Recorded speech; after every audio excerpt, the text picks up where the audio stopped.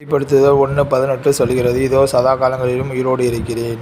இஸ்ரவேலின் தேவனாகிய கர்த்தாவே, சதா காலங்களிலும் தேவரீருக்கு ஸ்தோத்திரம் உண்டாவதாக.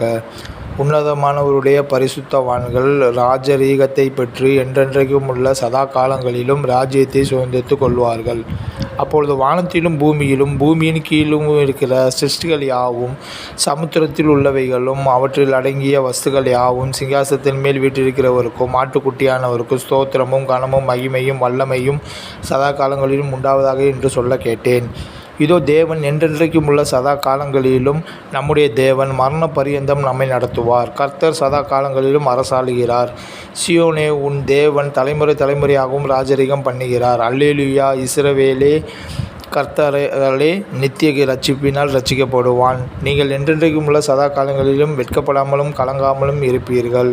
நித்தியமும் அழிவில்லாமையும் ஆதரிசனமுள்ள ராஜனுமாய் தாம் ஒருவரே ஞானமுள்ள தேவனாயிருக்கிறவருக்கு கனமும் மகிமையும் சதா காலங்களிலும் உண்டாவதாக. இப்படி நம்மை சதா காலங்களிலும் காற்று வழி நடத்துகிற உயிருள்ள தேவனுக்கே மகிமை உண்டாவதாக.